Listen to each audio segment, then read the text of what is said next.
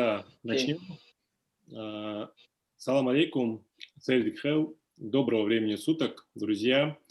Мы, как было анонсировано в составе инициативной группы, решили тебя попробовать в данном формате, попробовать разобрать тему анонсированную. Напомню, она звучала как степень влияния соцсетей на власть и общество. Ну, вообще влияние соцсетей на власть и общество. Вот. Мы понимаем прекрасно, что данная тема, она достаточно избита и может быть разобрана людьми, которые обладают гораздо более серьезными компетенциями в данной сфере. Мы не претендуем на некую исключительность, просто с учетом того, что, возможно, есть некие особенности у нас, и мы способны будем раскрыть некие грани, которые до сих пор возможно, не были затронуты, и в силу того, что мы имеем отношение все к Ингушетии, с учетом этой специфики, в том числе хотелось это разобрать.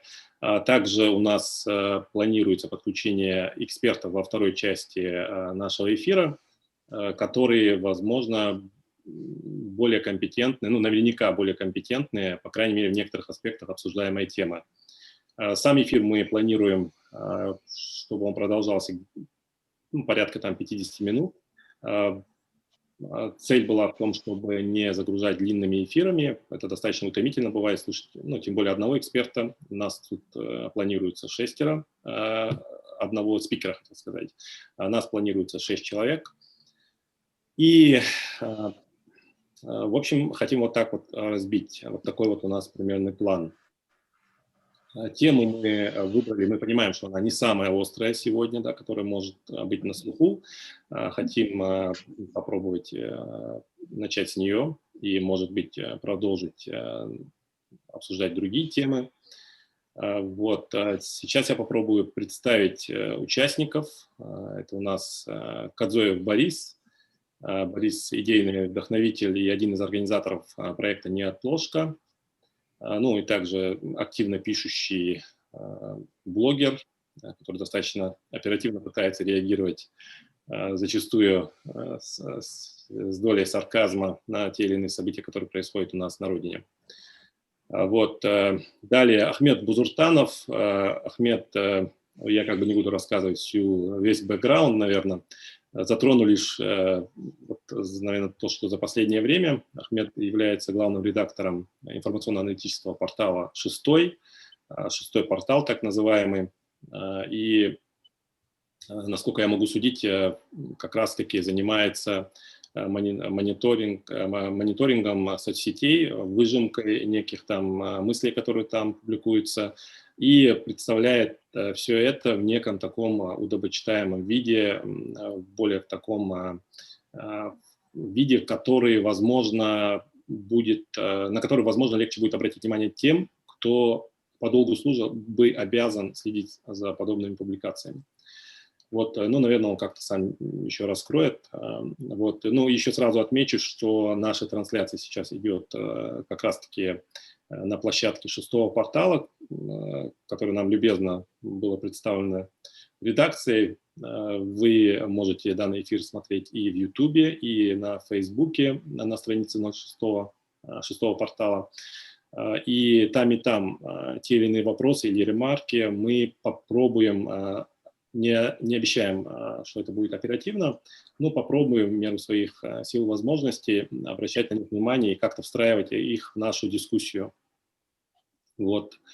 Следующий участник дискуссии у нас Гапур Евлоев. Гапур работает в IT-сфере, является пользователем социальных сетей, и автором такого некого амбициозного проекта, насколько я помню, «Башня несогласия», который призван познакомить нас с такими основополагающими принципами, терминами там свобода, справедливость. Полагаю, Гапур таким образом рассчитывает неким образом усилить наше гражданское общество, да, или воспитать его, или самому разобраться в этих терминах. Вот. И то, и другое. Да, и я Мустафа Дзагиев, работаю в IT-сфере, иногда пишу, иногда читаю.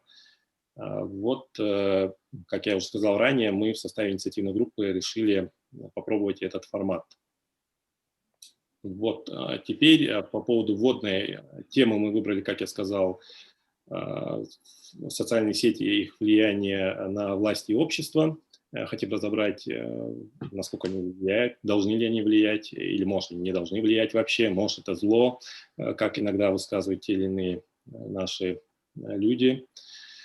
И с разных сторон попробовать это обсудить. И последнее, наверное, ставлю за собой право, если наша дискуссия будет идти в унисон, как бы, да, если мы все будем говорить в одном ключе, попробовать стать на позицию другой стороны, поэтому прошу этому не удивляться.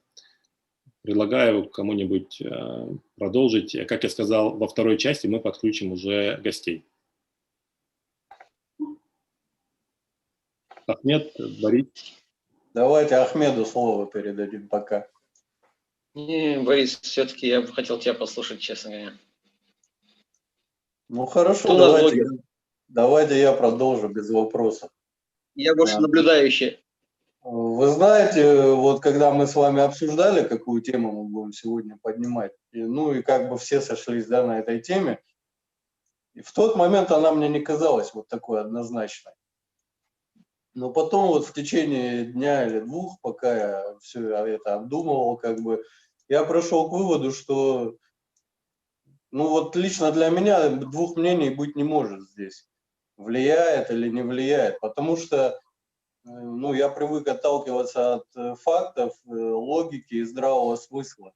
И если, допустим, мы наблюдаем, как некий высокопоставленный чиновник отдает распоряжение своим работникам мониторировать там с левых, с правых и так далее, ну, понятное дело, значит, их это интересует. Вот. Но вот во всем этом, как бы, то, что их интересует, это для меня однозначная какая-то позиция. Другое дело, что у них есть разные реакции.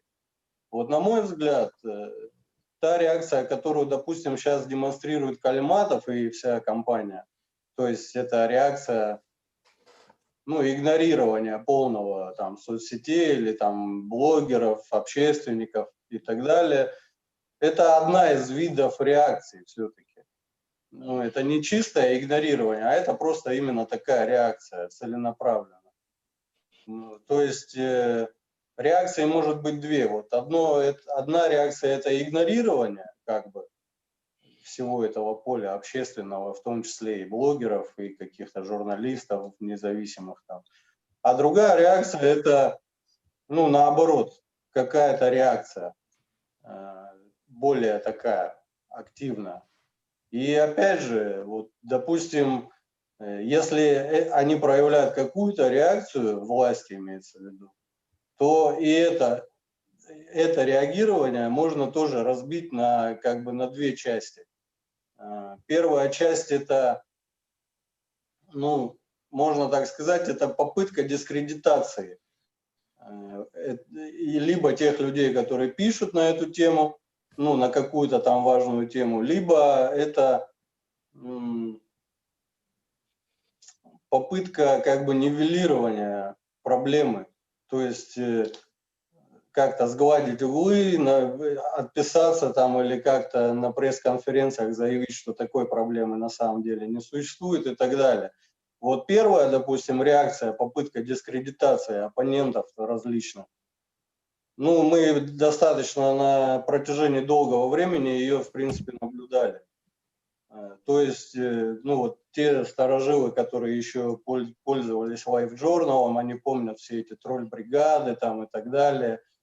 И вот в данный момент мы тоже можем это наблюдать на примере, ну, скажем так, некоторых людей из команды бывшего главы, которые то ли ничего больше не умеют делать и продолжают этим же заниматься, там, покусывать как-то разных общественников, либо они просто нашли себе другого куратора, который, ну, продолжает направлять их по этому пути, скажем так.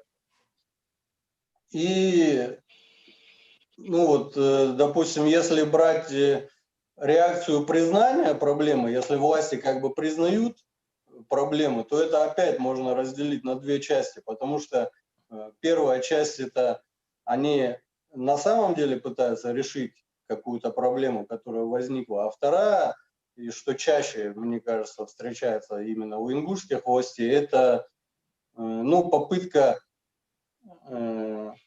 как бы обозначить свое участие, что мы сейчас будем решать эту проблему и так далее. И потом, когда общественное негодование вот это спадет, ну и как бы все, и на этом все заканчивается. То есть власти, по сути, тоже размывают всю вот эту проблему, уводят ее куда-то из активного этого поля обсуждения.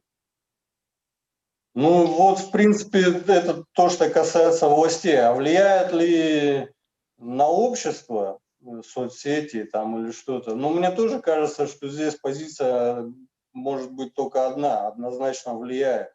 Потому что, ну, допустим, какие-то органы массовой информации, там, телевидение или еще что-то, ну, настолько себя дискредитировали уже, причем не только это касается именно ингушских органов массовой информации, но и вообще по стране, что люди, ну, по крайней мере, вот среди моего круга общения, я даже не знаю людей, которые смотрят телевизор в данный момент.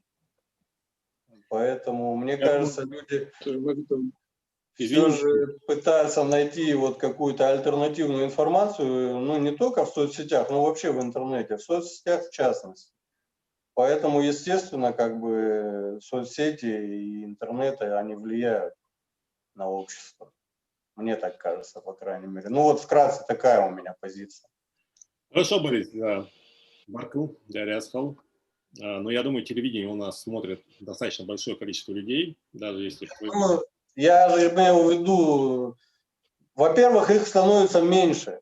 Вот, допустим, если взять на примере моих старших, вот моей мать, да, она смотрит его, но она его смотрит уже с пренебрежением, знаешь, с таким, ну, я не знаю, с каким-то с чувством брезгливости, можно сказать. То есть она уже не воспринимает эту информацию так, как она должна влиять. Здесь, возможно, ты влияешь просто плохо, и за счет этого как бы происходит. Борис Баркл, Ахмеду, и я бы, вот в начале, наверное, стоило это сказать, хотел бы призвать нас не зацикливаться на вот, точнее, не к тому, что сейчас, да, Борис зациклился на этом, но в целом стараться не делать прямой акцент лишь на том общественно-политическом кризисе, который у нас сегодня, а попытаться как-то шире взглянуть на это и попробовать понять, может быть, не только власть виновата в том, что соцсети, может быть, соцсети тоже в какой-то степени себя, ну, скажем так себя ведут, или представители соцсетей, что как бы власти выгодно иногда просто отмежеваться от этих людей. Ахмед, можешь развить тему? Да, вот я тоже придерживаюсь мнения, вот, последнего того, что как ты озвучил, что влияние этих социальных медиа, вот как-то надо все-таки разделить, есть само влияние использования этих социальных сетей самой властью и самим обществом, и потом уже попыток влияния друг на друга, можно сказать. То есть там можно как бы в разном ракурсе это все рассматривать. Вообще, ну, все-таки надо начать с того, что все-таки вот каждый из них насколько правильно, качественно, достаточно правильно использует возможности этих сетей, этих медиа. И еще важный момент, что еще надо разделять на то, что все-таки вот для общества социальные медиа это все-таки не всегда инструмент влияния на что-то, да, это и хобби, это и развлечение, ну, в общем, он большую нагрузку сам по себе несет, поэтому надо понимать, что социальные сети, социальные медиа, да, вот если кто-то смотрит там кино, там кто-то слушает музыку, для кого-то это там неправильно, это как бы зло для него получается, для другого зло, что он там какие-то там ненужные какие-то эти ролики смотрит. Ну, в общем, у нас как бы очень много внутренних взаимных претензий появляется.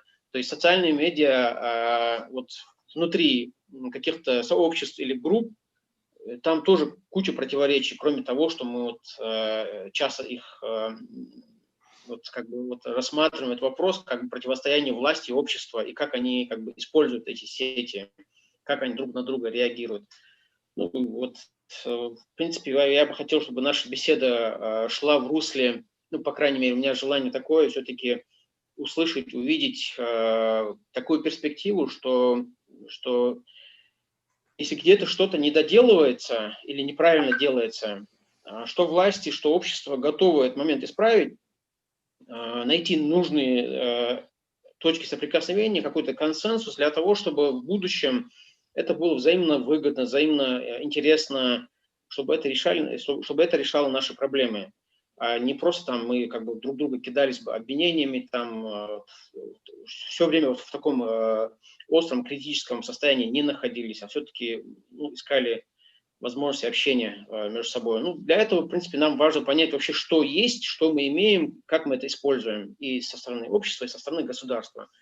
Поэтому, вот, когда заявлено, если там гости как-то обозначат сторону, скажем так, государства, было бы замечательно. Вот мы все практически находимся на стороне общества, да, мы знаем свои претензии к государству, и все время именно со своей позиции пытаемся предъявлять претензии на то, что мы что-то делаем, а вы не делаете. Ну, хорошо, а насколько правильно мы это делаем, насколько мы все-таки дорабатываем этот вопрос. Ну, вот в таком русле хотелось бы все это, чтобы разговор пошел. Да, согласен полностью, Ахмад. Еще бы я бы сказал, что зачастую, когда мы используем ту или иную терминологию, мы по-разному ее понимаем. И я думаю, я сам столкнулся с тем, что не один раз, даже несколько раз люди под социальными сетями или даже более широким понятием, как интернет, могут понимать какое-то очень узкое место, да, какое-то где-то там, какое-то место, которое в интернете. Но, в частности, кто-то считает, что интернет начинает и заканчивается Инстаграмом, например. Даже больше скажу, начинает и заканчивается комментариями в Инстаграме.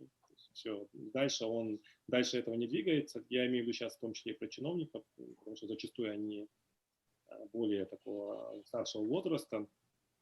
Ну и это самый такой удобочный. Небольшую реплику, если позволите. Дело в том, что социальные медиа, они же все-таки постоянно расширяют свою функциональную способность все-таки, да. Мы же сейчас уже можем говорить не просто о каких-то известных людях, которые просто посты пишут, да. Мы уже знаем мощные, скажем так, информационные каналы, которые принадлежат буквально одному человеку. Вот в Телеграме, в Ютубе, они там миллионы, десятки миллионов подписчиков, сотни тысяч подписчиков, они слушаются, руководствуются этими людьми. Фактически влияние конкретных людей на общество и власть все-таки оно имеет место.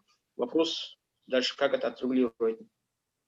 И что интересно, вот рекламодатели, если брать, да, вот в сторону бизнеса, в принципе, они очень четко чувствуют тенденции, и если посмотреть на них и что они делают, то есть рекламодатель, он идет к человеку, у которого есть большое количество просмотров, который пользуется каким-то авторитетом, лидером мнений, и за счет него пытается продвинуть свой продукт.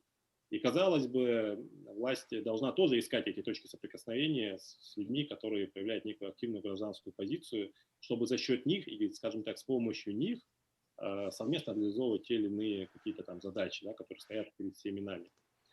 Ну вот странно, почему это не происходит, или, может быть, это происходит, но это остается за кадром того, что мы можем наблюдать. Гапур, передадим слово Гапуру, Гапур Евлоев. Да, спасибо. Я, как обычно мне присуще, начну с того, что мы должны понимать, что процессы, происходящие в Ингушетии и в сегменте интернета ингушском, эти все процессы являются частью глобальных, более глобальных общероссийских и общемировых процессов. И когда мы еще говорим о том, что надо как-то еще и смотреть, что преследует власть, что преследует государство, мы должны понимать, что мы живем не совсем обычном демократическом понимании государства. У нас цифровая автократия, которая очень сильно опирается на легитимизацию через вот социальные сети, через СМИ, когда они вбухивают огромное количество денег в пропаганду, в том числе и через средства массовой информации и социальные сети, и воздействуют, безусловно, как сказал Борис и Ахмед, очень сильно воздействует на общество, на граждан, создает, во-первых, повестку, накачивает людей пропагандой. В то же время, безусловно, общество также воздействует на наше государство. В частности, если вернуться к локальному маленькому примеру, буквально на днях в ингушском сегменте разошелся ролик, где просто ребята, я уверен, что это никакие не блогеры, они просто уже уровень возмущения дошел до такого уровня, что они сняли, как футбольное поле ужасно, некачественном виде сделали, покрытие сделали ужасное. И оно немножко завирусилось, это видео. Я вижу на следующий день человек из ассоциации футбола Ингушетии сразу же выезжает на место, они снимают видео и оправдываются, стоят.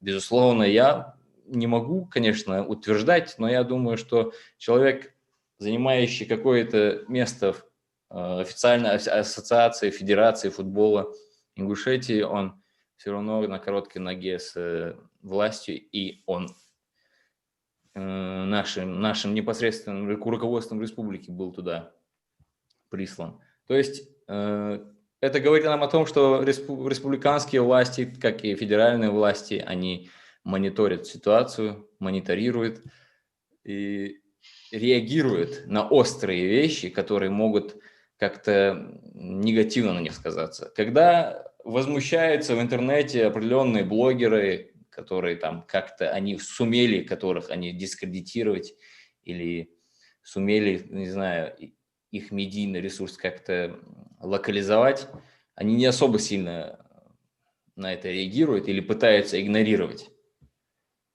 Вот как делал Цачоев Беслан на серию постов Бориса, да.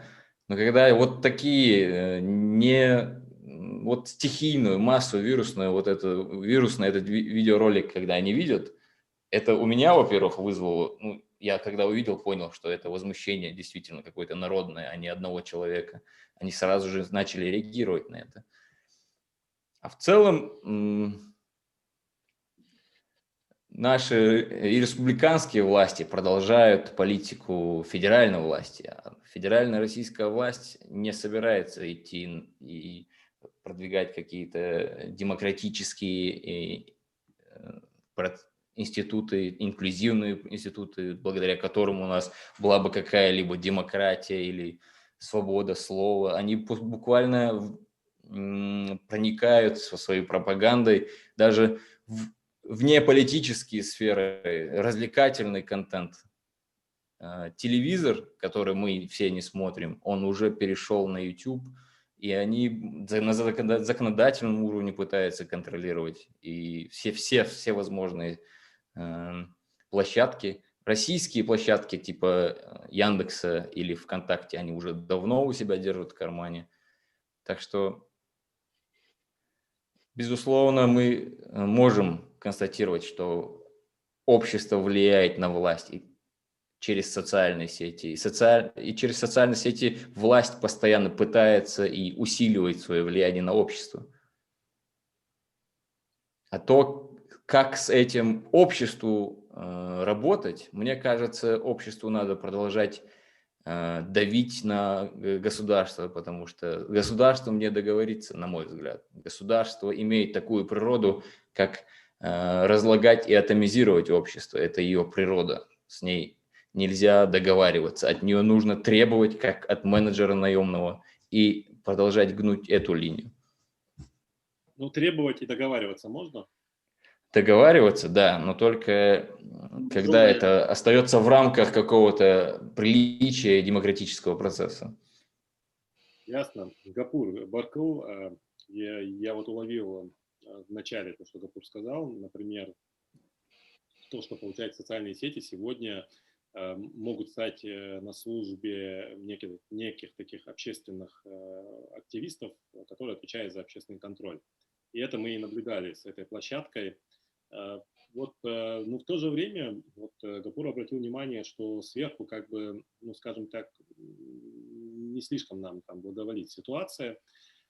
Ну а насколько мы используем тот ресурс, который у нас есть, насколько мы можем сказать, что мы вот как бы достигли, да, какого-то некого потолка, насколько у нас у самих там, да, проблем, где мы сами себе, может быть, там создаем проблемы. Вот как вы думаете, пока, я так понимаю, эксперты, гости, которые, как я сказал в начале, должны нам вот-вот присоединиться, пока они еще не подключились, хотелось бы узнать, есть ли вот какое-то отличие у нас в регионе с учетом наших особенностей, под каким вот преломлением у нас происходит эта ситуация. То есть вот у нас тема влияния соцсетей на власть и общество. Вот при данном процессе где-то встревает ли где-то наша какая-то ментальная, да, характеристика, она, может быть, помогает нам в этом деле, а может быть, мешает нам в этом деле. Вот прошу на эту тему поразмышлять, но одновременно я вижу, подключается в попытке подключиться к нам гостья Анжела Матиева, которая работала руководителем пресс-службы главы. Здесь мы стараемся не обозначать всю карьеру человека, да, всем, чем человек занимался, а обратить внимание на ту часть, которая связана с нашей темой. Да? И, Анжела, ты в эфире, Анжела. Да, видео нету, но ты в эфире. Можешь включить видео? Человека, да, всем, чем человек занимался. Надо выключить прямую трансляцию, потому что этого эхо. Ту часть, которая связана с нашей темой. Так, слышно меня? Анжела, тебя слышно, но выключить трансляцию по телевизору идет. По компьютеру одновременно. Так. Отлично. Так, слышно меня? Тебе надо выключить трансляцию, которая у тебя идет там. Да, я сейчас пытаюсь выключить трансляцию. Кажется, я ее выключила. Анжела Марчева, Бакыл, что нашла время подключиться. Мы здесь с ребятами попытались поразмышлять на обозначенную тему. Анонс ты наверняка видела. Я так полагаю, наблюдала за нашей онлайн-дискуссией. Мы, в отличие от тебя, не видели, как происходит процесс по той стороне. У нас, как выяснилось, у участников дискуссии, по крайней мере, у большинства накопилась масса претензий, что вот не замечают, не реагируют, не смотрят. Как ты думаешь, вот ты можешь обратную сторону нам рассказать вообще, как этот процесс построен? И, может быть, не все так однозначно. Может, мы что-то не так делаем? Седи Калшун Масняр. Я очень рада слышать вас всех и считаю, что это очень правильное решение было вот так вот попробовать вот обсуждать какие-то острые вопросы. Это очень нужно сегодня в обществе. Я думаю, что потихоньку этот формат начнет набирать обороты. И большое спасибо, что пригласили меня. Я бы что хотела сказать. Я не буду углубляться в те вопросы, которые вы уже поднимали. То, что социальные сети влияют и на общество, и на власть, это данность. Вообще то, что влияет социальные сети. И это данность, и с этим приходится считаться. Влияние на общество, вы эту тему затрагивали уже. Я хотела бы сказать, что здесь очень коротко, да, буквально, здесь два направления. То есть положительное влияние и отрицательное влияние. Положительное влияние, вот мы только говорили, вот затрагивали здесь совсем недавний ролик, который был связан там с футбольным полем, да, то есть реакция власти была. И такие моменты бывают, их, конечно, не так много, не так, как хотелось бы, но они бывают.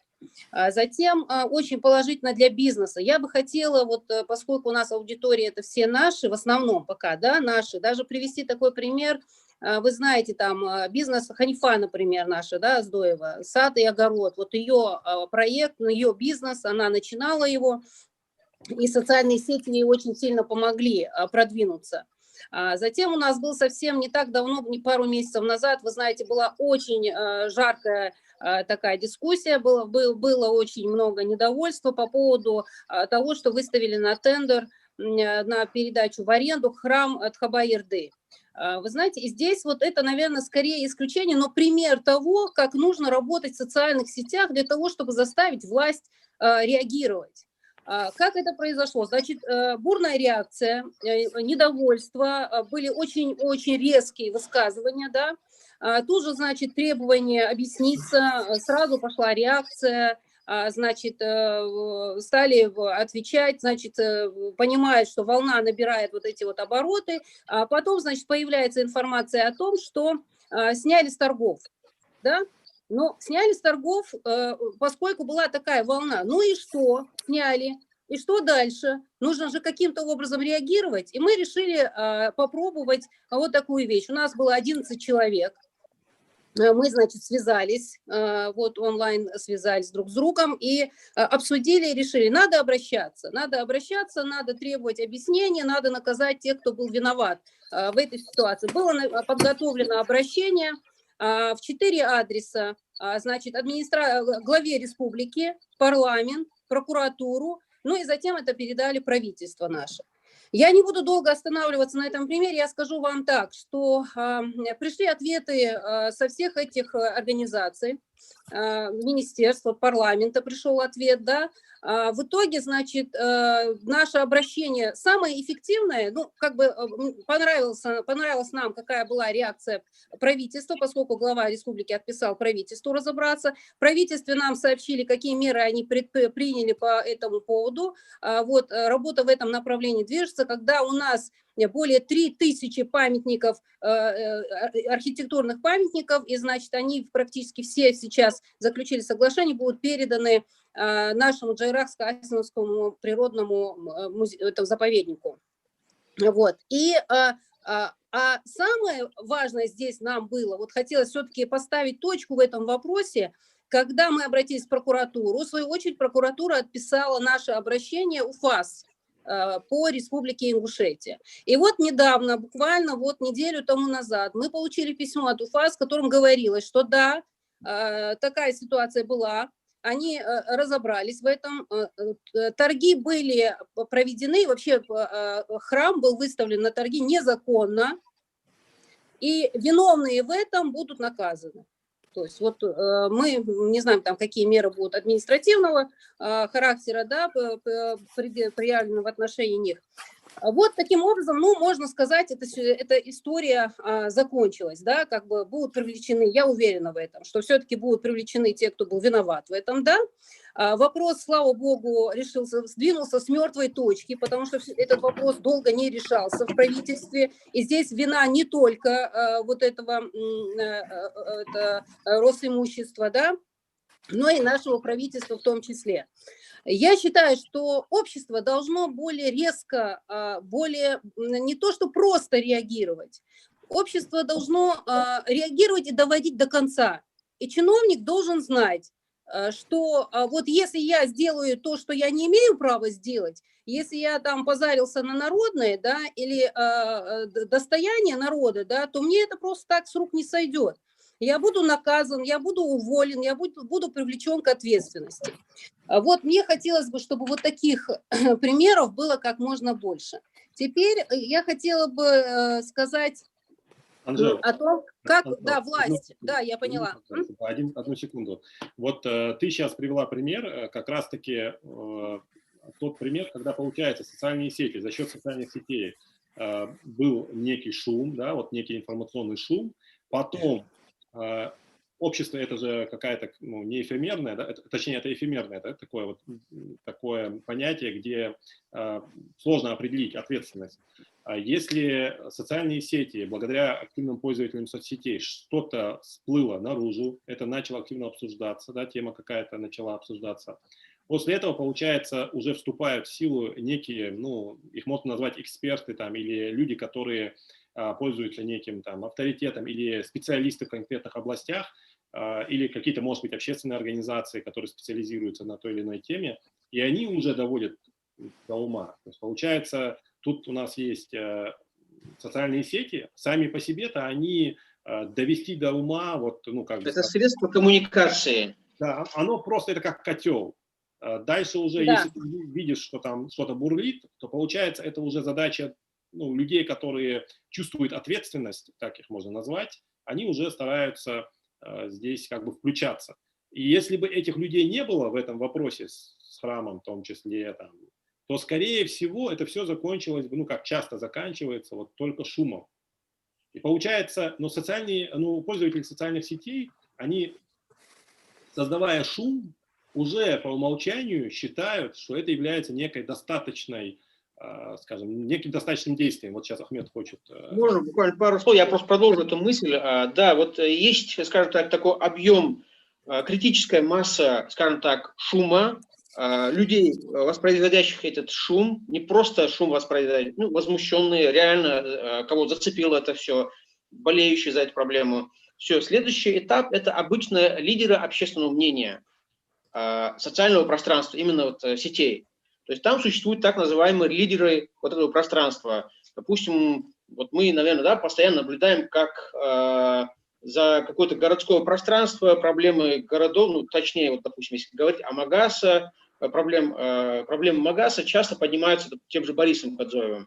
То есть он постоянно, вот как раз-таки тот момент, когда есть люди, которые, допустим, чем-то недовольны, ну, вот у Бориса получается как бы более-менее это оформить в какой-то критический сигнал, и он обычно адресует его кого-то конкретно, называет имена, называет, организации называет. Вот это уже лидеры общественного мнения, которые... Все, дальше, вот я считаю, вот наша проблема социальных сетей, это уже что дальше? Вот дальше вступает, как говорится, в процесс уже физическое действие.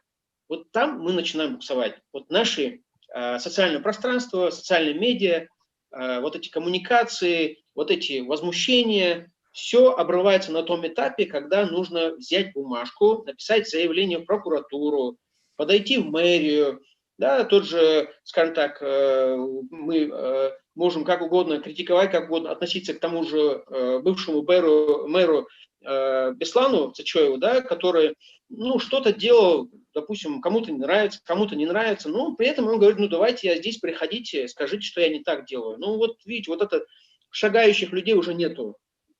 Я, да, согласен полностью, и получается, что социальные сети, они не могут с собой подменить городское население, которое является первой заинтересованной стороной для того, чтобы их жизнь там как-то... Да, и вот эти звенья, которые там существуют, они тоже не могут подменять всех людей. Борис тоже не может подменить всех подряд. Да? Он не может быть возмутителем общественного мнения, скажем так, рупором этого мнения, и одновременно ходить исправлять это все своей рукой, как говорится. Ну, мы должны распределить роли как-то, взять на себя ответственность за это и за это. Вот получилось как сейчас вот из того, что из этой истории с Анжелой, то есть Анжела все-таки не поленилась и что-то конкретно физический процесс произвела, который привел к результату. То есть отсюда мы можем судить, да, уже претензии свои, насколько они обоснованы или не обоснованы. Может, там история немножко для властей попроще была, скажем так, популизм, как говорится, здесь был уместен, и, соответственно, они могли как бы легко решить вопрос. Но куча вопросов, те же, которые Борис озвучивает, которые не решаются. Ну, в силу того, что Анжела работала, и у нее есть вот этот некий такой... Да, кстати, да, очень важный момент. И, Анжела, у нас вот есть еще один гость, который подключился, но так как ты мысль не закончила, давай ты вторую свою мысль закончишь, и потом да. следующий.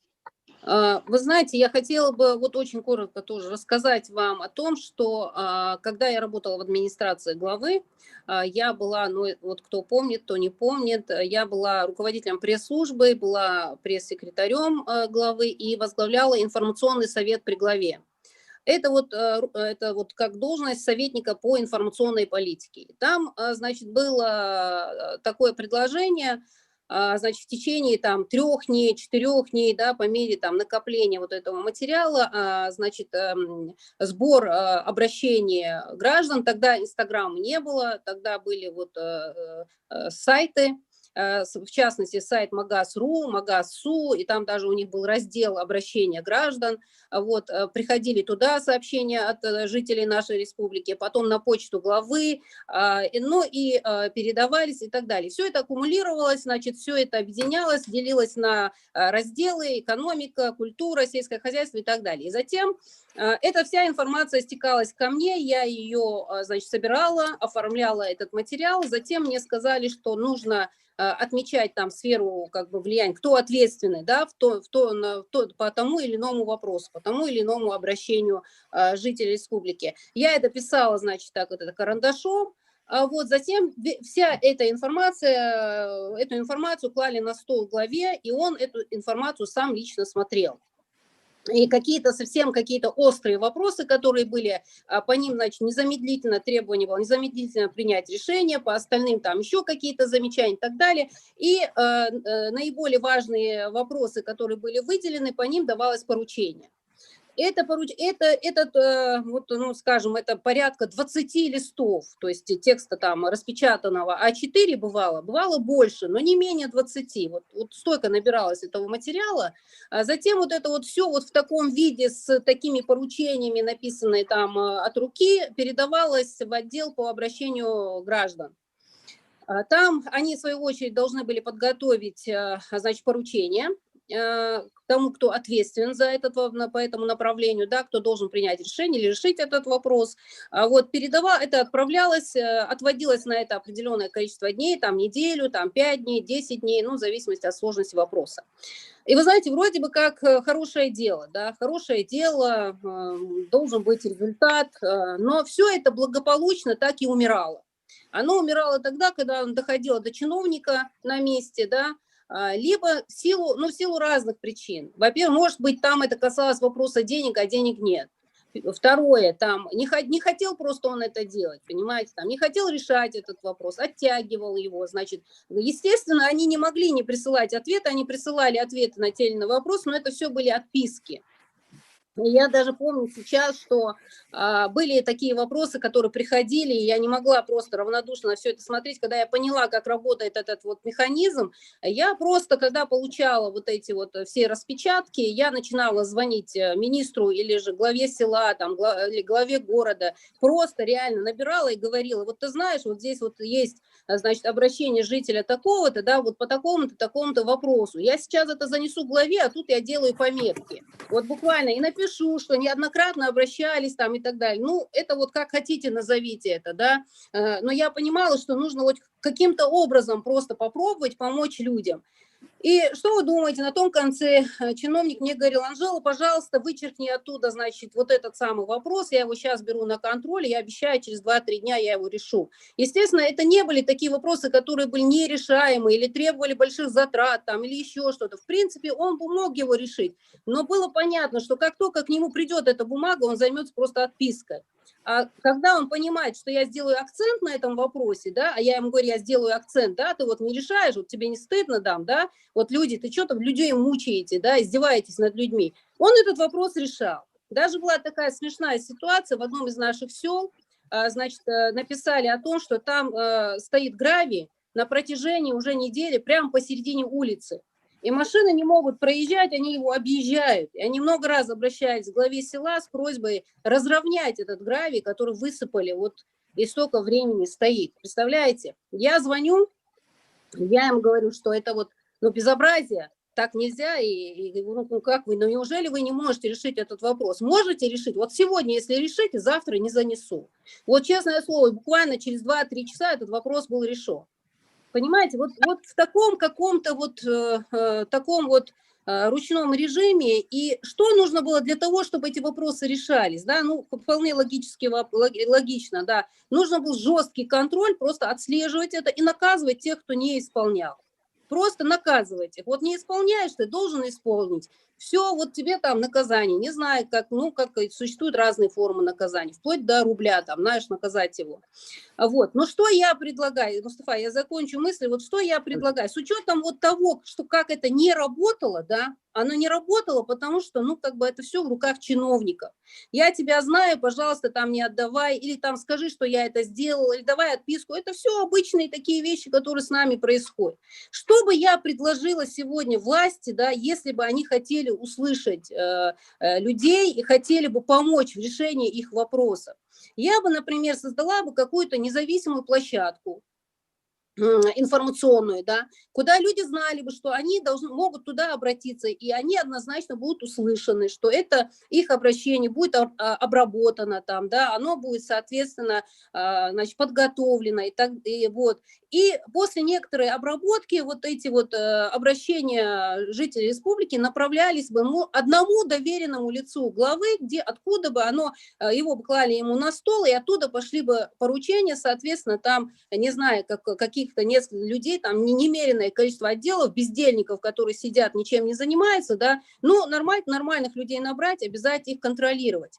Но еще раз. Второе, я бы, например, вот независимых блогеров вот на этой площадке, кому бы я доверила, да, контроль над этими обращениями. Вот, допустим, тех же независимых блогеров, тех ребят, которые согласились бы за оплату, а есть такая статья расходов, информационная политика, да, вот в администрации главы, законно оплачивая им, значит, я не знаю, в пределах 20-25 тысяч рублей, чтобы легально эти люди работали бы, они бы получали зарплату, делали бы хорошее дело.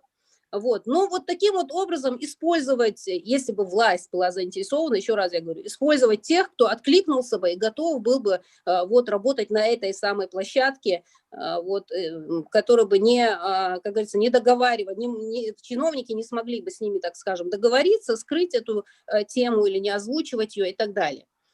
Анжела, к слову, Анжела, вот твое предложение, оно практически буквально недавно реализовано. Если вы в курсе, во всех регионах, в том числе буквально недавно состоялось открытие в Ингушетии центр принятия решений, центр управления решениями, как это называется, который аккумулирует обращения граждан из сетей и по телефону. Насколько я правильно понял, примерно вот, по-моему, Анжела, это и есть то, о чем ты говоришь. Буквально неделю-две, по-моему. Вот смотрите. Нечто похожее. Да, друзья, вот как раз у нас вклинился. Можно я свои 5 копеек? Салам алейкум, Асаян. Шерифам Асаян. Алейкум ассалам. Дорогие Висурапл, Борис, извини, пожалуйста, сейчас вот ты можешь добыть свою мысль, ты у нас свой. Исурапл просто давно на связи. Мне бы хотелось, вот у нас получается так, что все наше обсуждение сводится к тому, что, ну, конечно, Анжела сделала акцент на том, что надо доводить до ума, в виде там бумажки, там нужное время написать, как бы из эмоций перейти на другой уровень, как бы на более высокий уровень. А вот Исурапл работал пресс-секретарем Миннаца и... В одном из ведомств, коротко говоря. Да, и ведет популярный паблик в Инстаграме. Вот интересно, что не дорабатывает общество, да? То, что не дорабатывает власть, мы все знаем, и не всегда можем на это влиять напрямую с точки зрения того, чтобы, ну, они это делали, да, например. А что нужно делать нам для того, чтобы мы были услышаны? Можно я дополню вопрос? Да.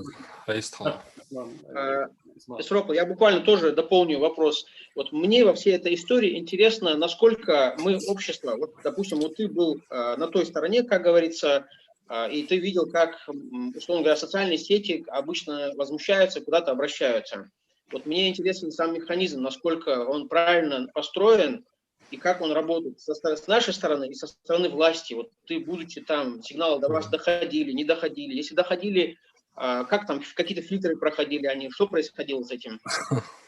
Знаешь, сигналы, вот по каждому министерству, уже это Борис упоминал, это пресловутое мониторирование, то есть по каждому ведомству в любом случае свою сферу, вопросы своей сферы, они, ну, как бы в какой-то мере должны контролироваться.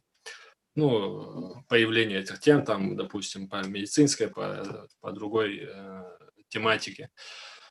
Другое дело, как на них реагируют. Обычно, ну, тут, понимаешь, тут бы хотелось как-то развить что-то, какую-то тему, там, мысль такую построить, но на самом-то деле там, в 80% случаев и больше все утыкается вот в те моменты, которые Анжела упомянула по своей работе.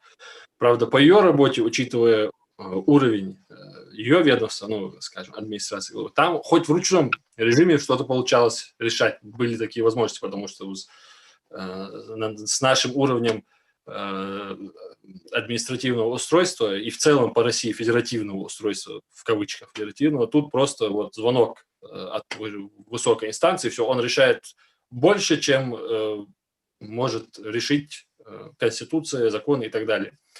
Поэтому обычно все завязано бывает на том, что, скажем так, нежелание, там, будь то руководство, еще что-то, реально там решить эту проблему. Где-то, может быть, действительно не бывает этой возможности, но, по сути, вот по моему опыту, обычно это были просто отписки. Все, это пишется письмо, потому что там сверху, скажем, с администрации или каких-то там контрольных отделов клюют одного, тот клюет, скажем, ниже, все. И они ради того, чтобы просто им перестали, скажем, долбить, они просто говорят, вот, напиши вот это, все. И это пишется, письмо там какое-нибудь небольшое. Оно может быть практически из одного и того же абзаца состоять по совершенно разным вопросам. Такое тоже замечали. Я бы хотел отметить, знаешь, какой момент до того, как перейду к вопросу Мустафы. Сейчас у нас вот такое время, ну как сейчас уже, это, считайте, десятилетие так прошло, я так понял, это началось с периода Медведева, скажем так, когда власть активно начала заходить в соцсети, и, в общем, был дан старт эпохи мониторирования. Так вот, суть в том, что вот и на момент моей работы меня все время это гложило, не давало покоя, и вот эти обязанности, да, которые как бы возложены на ведомство на сотрудников, как оно изначально, это обязательство вот, мониторить соцсети, оно как бы звучит, да, что ты должен мониторить соцсети, чтобы решать вопросы обществу. Да. Но на самом-то деле оно изначально закладывается и поручается в той лишь форме, как имитация деятельности. Все. По большому счету, вот это вот активничание чиновничества, ведомств и так далее в большинстве своем, оно вызывает, как, на мой взгляд, это и во время работы, и подчеркивал это, оно вызывает больше раздражения общества. Потому что там, понимаешь, вот большая часть их деятельности, вот зачем нужно по каждому, я не знаю, там, поводу, каждой персоналии вот эти, как клоны, знаешь, из «Звездных войн», вот эта армия клонов появляется по каждому дню рождения. Ты заходишь, если ты подписан на несколько там чиновников, на десяток, все там подряд. Все эти шаблонные тексты, которые из Гугла забиваются, вот смысл этого. Пытался и спрашивать тогда, как, скажем так, на брифингах, скажем так, пытался как-то это поднимать. Какой смысл в этом? Что это такое? Это какое-то законодательное обязательство, еще что? Достаточно же зайти посмотреть реакцию там в комментариях. Но это просто раздражает общество. Вот смысл вот этого действия. Смысл, смотрите, мы знаем, что тут в целом по республике, я не ухожу там просто однобоко в критику там, государства и так далее, о чем говорил Мустафа, я говорю о реалии, которые происходили. Ряд ведомств совершенно ничего не делают то, что от них требуется. Ряд ведомств. Но перед своими информационными отделами, отделы – это один человек, как обычно, зачастую там совмещающий, перед ними стоит задача по-любому выдавать информационные поводы, в кавычках, потому что это не поводы, то есть информационные поводы в их понимании сели утром за стол, провели совещание, просто каждодневное совещание, до которого абсолютно ничего осязаемого не обсуждалось, все это нужно обязательно опубликовать. в день они там ставят определенный лимит, там, минимальную планку. Вот в день нужно там 4-5 публикаций. А ведомство ни черта не делает того, что действительно, во-первых, оно обязано делать. Во-вторых, то, что ожидают люди, то, что запрашивают люди, оно этого не делает. И идет такая просто вот деятельность, есть именно протокольная деятельность. Я становился этому свидетелем и вместе и своей работы, и вместе работы других. Я это видел, но это знают, и это, ну, сложно это не замечать. И получается, вот один момент раздражающий я назвал, да, где участие вроде бы государства. Вот второй момент, они начинают заполнять вот эту свою страницу абсолютно пустышками, вот эти публикации пустышки. Вот сели, провели совещание, там, не знаю, там фотографии руководителя, сотрудников, может быть, все.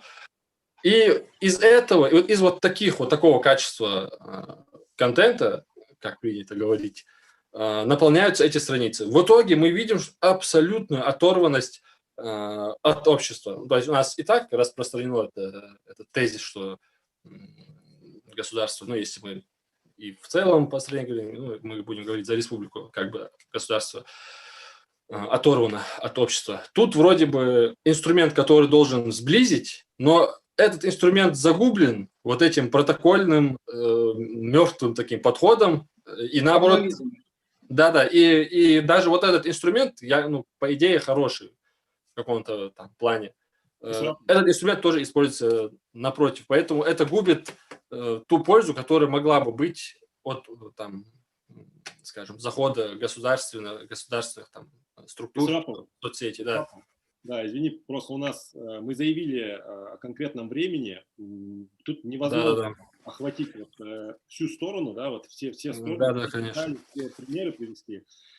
Судя по всему, ну, ты обратил внимание на то, что ведомства, службы, которые отвечают за, ну, как бы назовем информационные службы, они в большей степени, чем занимаются там мониторингом, в большей степени занимаются тем, что создают некий такой, ну, белый шум, не знаю, там, а какой-то день. Ну да, стоит такое задание стоит. Это якобы вот твоя профессиональная обязанность. Но хорошо, когда есть повод. Я вот по своей работе помню, когда был этот повод, и даже когда отдельные там структуры, там чиновники не особо хотели бы, чтобы, скажем, эта история развилась, если тогда грамотно донести, что это нужно развить, тогда ты видишь реальный отклик и от населения видишь на какую-то проблему, когда ты ее развиваешь, когда ты ее доносишь, ты видишь уже связь. Вот там действительно работает, там действительно создается положительный имидж там, отдельного субъекта, там, права и так далее.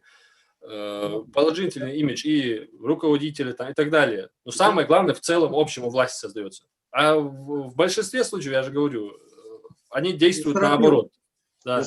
Получается, что в какой-то степени можно сказать, что вот работники пресс-служб, если они не такие активные, если они не могут доносить до своего непосредственного руководителя, да, вот то, что какую-то тему нужно развить, то тогда, соответственно, тема не развивается. То есть саботируют, по сути, работу работники пресс-служб, ну, в какой-то степени, да? Ну, понимаете, есть разные, скажем так, и руководители, ты до некоторых просто ничего не донесешь. Тебе просто говорят, вот это твоя работа, вот это сделай, и все. Ну, ты все идешь, делаешь там просто. И ты исполняешь бездушно там кто-то там напишет об очередном там круглом столе или еще о чем-нибудь. Ну, то есть в большинстве своем эта работа идет так. Я же не говорю о 100% случаев, да. В любом случае, требование времени, чтобы эти средства были, да, потому что хоть какая-то часть обращений доходит, кто-то везучий все-таки там найдет свое решение вопроса. Просто как веяние времени, как инструмент современной эпохи, вот в это, как в одно время там, не знаю, почта появилась, почту по-любому должны были использовать, начали ее использовать. Вот в таком плане, конечно, они нужны. Просто подход в корне неверный. Это и Давайте, друзья, просто мы можем очень далеко заходить. Мы не сможем, судя по всему, мы можем сегодня только обозначить, да, вот, то, что нас волнует. Вопросы мы не сможем. Я предлагаю нам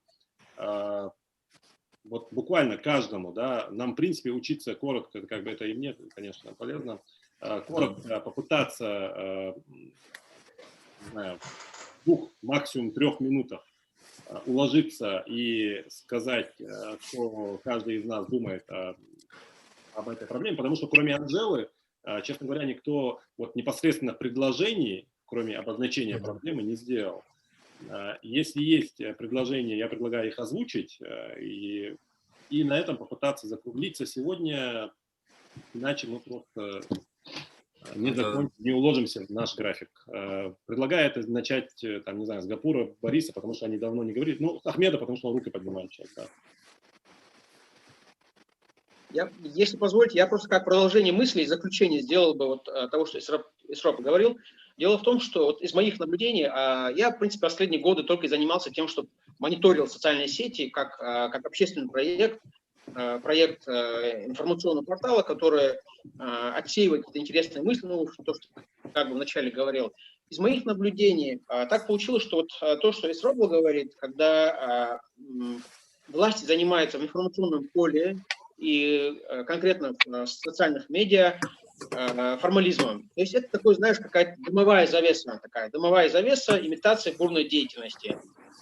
И что противно, скажем так, последние годы сопровождалось, за этой дымовой завесой зачастую шла чуть ли не контрборьба. То есть не попытка как бы выяснить, что происходит, почему так происходит, а наоборот контрборьба. То есть война с обществом, война с мыслью, война с какими-то идеями, попытками как бы критиковать власть. Вот просто-напросто чуть ли это, знаешь, такое противостояние. Не за то, чтобы там найти истину или правду какую-то определить, а просто бороться друг с другом получается. Ну, вот как-то бесцельно это все получалось.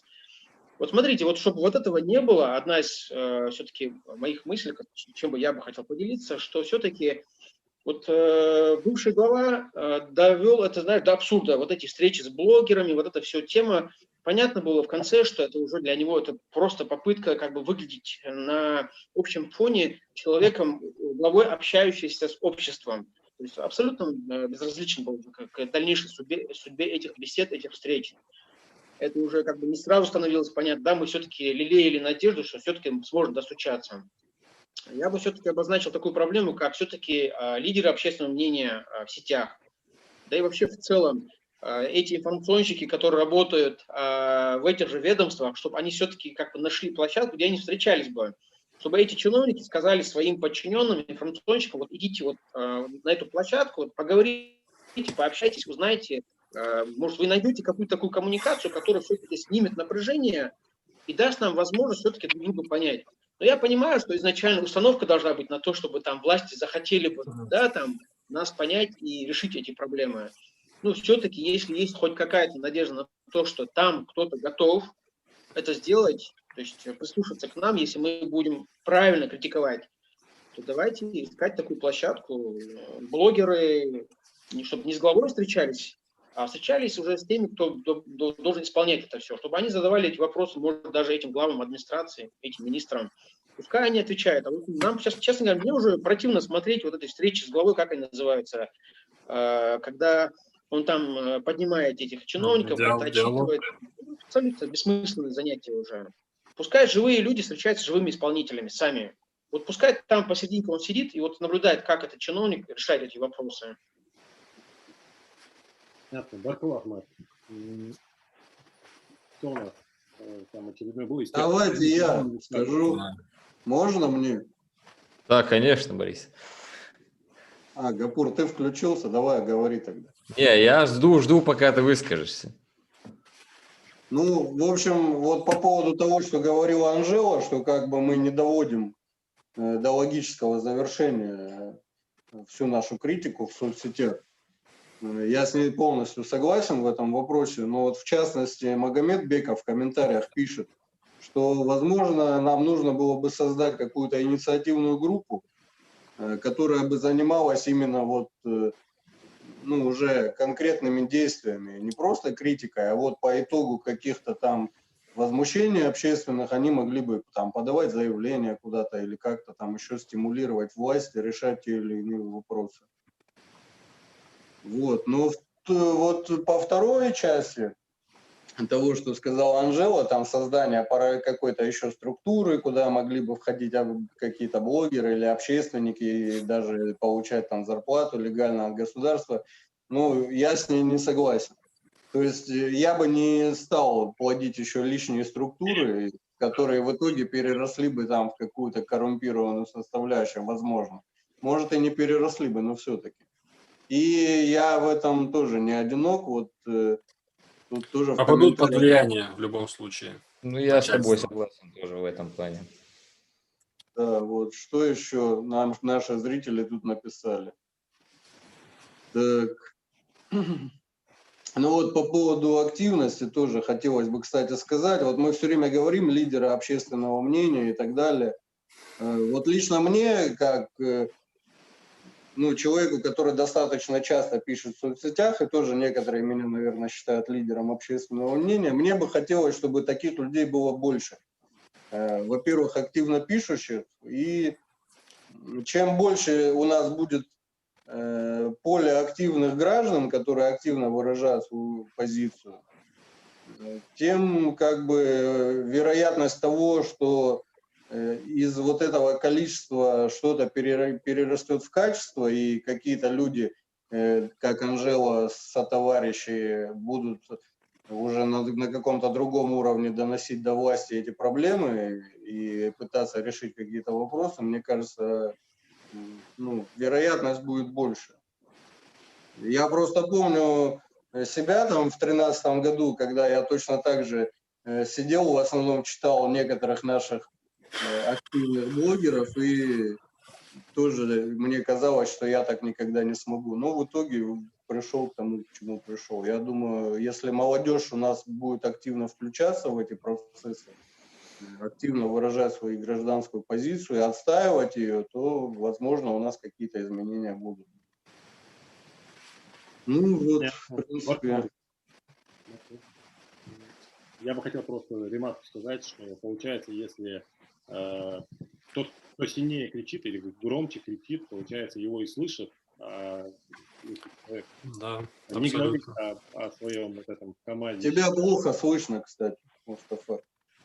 Попробую громче, да, тогда сказать. Хотел сказать, что получается, тот, кто громче кричит о том, что у него там щебень стоит, или КамАЗ, или гравий стоит, его и слышат. А остальные, они там могут жить очень долго. Ну, в принципе, где-то это, может, несправедливо.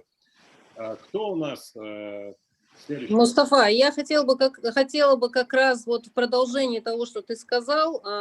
Вы понимаете, вот я почему говорила какую-то вот такую площадку, где люди могли бы говорить о своих проблемах, и где просто это бы аккумулировалось бы, и обрабатывалось бы, и, наверное, и передавалось бы. Вот, там, вот как бы они бы ничего не решали. Здесь вопрос не в том, что там бы сидели люди, которые решали, да, они, собственно, не смогли бы это решить. Понимаете, вот масса проблем, да, у людей. Много они пишут и продолжают писать. Некоторые уже просто отчаялись и не пишут, не обращаются никуда, да. Эти проблемы, подавляющее большинство, 90% из них не решается. И я бы думала, что помочь просто людям, да, чтобы их услышали. Вот создать для них такую возможность. Как это будет? Будет это такая площадка, будет это структура, будут это блогеры. Я не могу сейчас сказать, я вот так сказала, ну как бы в своем представлении, да, но площадка, я имела в виду что-то вот такое, какая-то такая вот, ну, структура какая-то, ну, как продуманное что-то такое, да, не в типа хаоса, не типа однодневки, не типа там, знаете, вот сегодня есть, завтра нет. Вот, и люди бы знали, что вот есть такая площадка, что если вот туда напишешь ты, да, то твое обращение не пропадет, что там, ну, будут там, попытаются донести до власти. Это, во-первых, будет в свободном доступе. Можно будет всегда зайти чиновнику, например, достаточно было бы власти сказать, вот есть площадка там у тебя в городе или там у тебя там в детском садике, да, там директор детского садика или школы, и сказать директору школы, а ты вот знаешь, что у тебя там вот обращение висит, да, ты меры не принимаешь, да, и это не очень-то понравится чиновникам, когда будут писать о том, что он, значит, сделал это, там украл шифер, там, я не знаю, там незаконно уволил учителя, там и так далее, удержал зарплату и так далее, понимаете? Вот нет, вот такой площадки нет. Вы посмотрите, есть везде разбросано. Там люди где-то в комментариях начинают писать о том, что происходит там где-то в той или иной организации. А если бы это вот так вот аккумулировалось бы и помочь обществу донести это, плюс еще, конечно, если власть откликнется, будет заинтересована, и вот это было бы и взаимодействие. Поэтому мне вот хотелось бы, вот, чтобы вот в этом плане мы бы продвинулись, если, конечно, нас услышат. Понял. Баркал, Анжела, Рясхал. Надо чиновников приглашать, Мустафа. Ну, если мы продолжим, как бы это не от меня зависит, я думаю, или не от одного меня зависит. Давайте тогда вот идем к завершению, наверное. Я понимаю, что это утомляет эфиры людей. Мы можем эту дискуссию, да, и высказанные здесь мысли на этом ничего не заканчивать, потому что я увидел там комментарии, там Хизер Ты мне не дал сказать, на самом деле. Амирханов, да, оставил.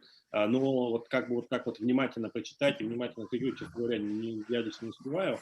Ну, как пилотный проект удалось. Ну, алхамдулилlah. Гапур, вортиге, есть ходите, а шайтера.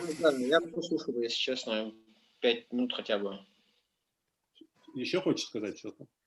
Гапур хотел что-то сказать, я послушал бы. Ну вот я Гапуру и передал слово. Да, вот мне понравилось то, что сказала. Слышно меня? Да. Мне понравилось то, что сказала Анжела, на самом деле. Единственная идея сама. Мне не понравилось то, что, как сказал Борис, это может потом наплодить еще больше бюрократии, еще больше увеличит эту и так неповоротливую бюрократическую машину.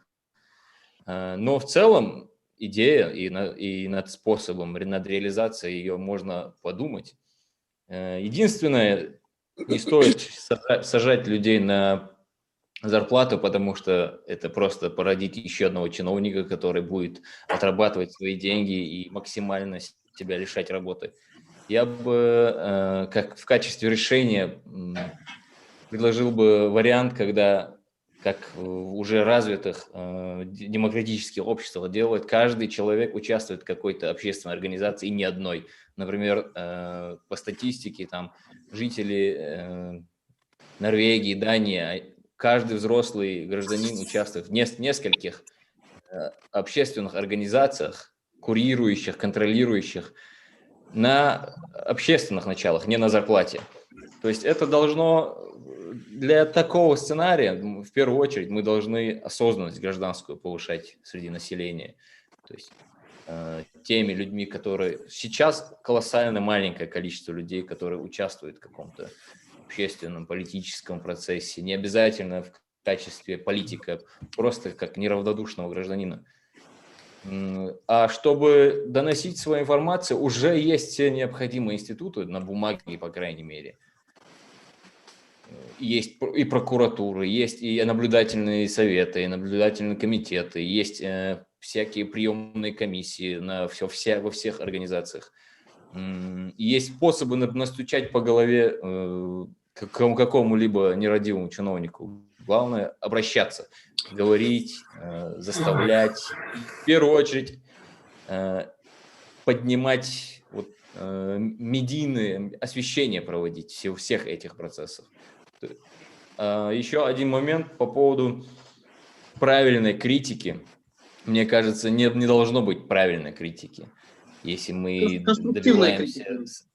Конструктивно, безусловно, должна быть. Максимально конструктивно должна быть. Нету такого просто... Есть, наверное, какой-то эталон конструктивной критики, но мы только можем к нему приближаться. Поэтому задача власти не обращать внимания на тон обращений, на то, в каком оскорбительном или неоскорбительном формате к ним обращается. Задача власти обращать внимание на проблему, раз возник какой-то резонанс. И на это тоже надо давить, в первую очередь. Все, конечно же, в рамках закона, как любит говорить ВВП. В любом случае, мы все сходимся, я так понял, на том, что общественную активность поднимать надо. Я сдержу шорт. Тех, кто пишут, шорт погнаться, их все равно мало. Переключаешься на ингушский, да, их мало, конечно, нам но навязывают идею, что у нас много. Ханс Тогбул, а вот хотя бы до этого количества довести бы активных общественных людей, хотя бы до количества там этих пишущих. Вот Борис сказал про себя там, я думал, я не смогу так писать, вот я сейчас. Но Борис скромничает, он-то кроме того, что он пишет во всех, я знаю, во многих акциях принял участие. То есть он вставал, шел и делал что-то. Я, скажем, на себе ощутил пользу той инициативы общественной, которую автором идеи, который стал, по-моему, если я не ошибаюсь, он, ну и Аза Халухаева, неотложка, всем уже известный, я думаю. Человек, он не просто там поднимает темы, обращает внимание, неравнодушие там проявляет, но вот когда будет достаточное количество, ну, не то, что когда будет, нужно увеличиваться этому количеству именно активных людей, которые что-то делать могут, элементарно написать заявление в ответственную структуру в какой-то момент, когда поднимается какая-то буча. Вот этих людей, вот их действительно очень сильно не хватает, действительно активно, а тот мизер, который существует, его на все просто не хватает. В этом плане Бека Мохаммедович, дядя комментарий, вот его предложение очень, кстати, такое здравое, хорошее. Опять-таки это должно, ну, видимо, подразумевается, что на таком голом энтузиазме это люди должны будут делать, вот создать такую какую-то организацию, которая будет заниматься там этими обращениями и так далее, там заявления куда-то писать, жалобы и так далее. Вот все в этой республике приходится на голом энтузиазме людям делать, поэтому, возможно, от этого отчасти тоже недостаток, скажем, людей активно общественную деятельность ведущих, потому что все-таки мы знаем социальный уровень у республики, и просто тяжело многим, многие и желали бы, но у них просто не получится.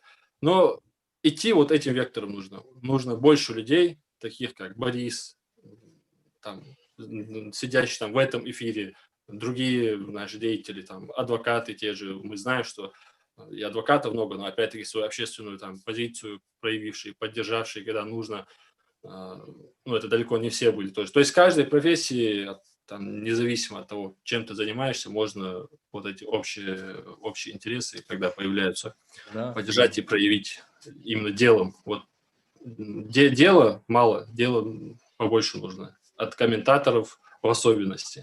Баркл и Срапов. Я предлагаю нам, насколько я могу судить, то, что я говорил по поводу 2-3 минут, у нас все высказались, и будет справедливо нам сейчас подвести черту. Как я сказал, невозможно за этот эфир, да, вот. Конечно. Мы закончим.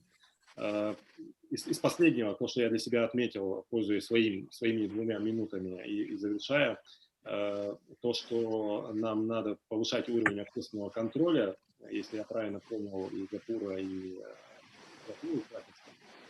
то есть каким-то образом попытаться сделать так, чтобы мы... Не забывай громче говорить. Слышно, да? Слышно, но просто слабо. Чтобы мы работали над повышением уровня общественного контроля, я думаю, все понимают, о чем речь. Да. Друзья, я предлагаю тогда нам завершить. Мы можем продолжить эту дискуссию, опубликовав, да, свои мысли. И если кого-то не получилось вот высказать все мнения, которые он хотел высказать, я приношу прощение, потому что я не самый лучший модератор, к сожалению, но вот пытаюсь с вами вместе. И благодарен всем за то, что... Зрителям в основном мы должны быть благодарны. Да. Безусловно, да, в первую очередь. И зрителям в том числе, да. И Ждем конструктивную критику. Хотелось бы отметить, что сегодняшний вопрос, который мы обсуждали, это, наверное, не самый такой глобальный вопрос, который стоит сегодня перед нашим обществом на повестке.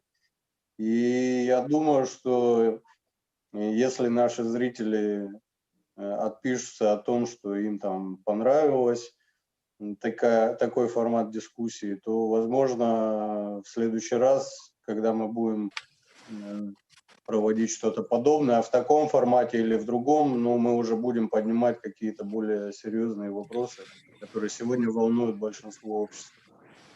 Да, и не бояться как бы отмечать в конструктивном ключе то, что не понравилось, да, это тоже как бы, это даже более полезно. Да. Обязательно, критика приветствуется. А еще раз хотел бы поблагодарить наших гостей. Лария Салша. Да, я слушаю, она Баркл. хорошая идея, желаю успеха. Да, я тубах. Дал беркате халбох. Дал эхтубаху баймасняра. Амин. И давай кадуцы в таком же или в другом формате.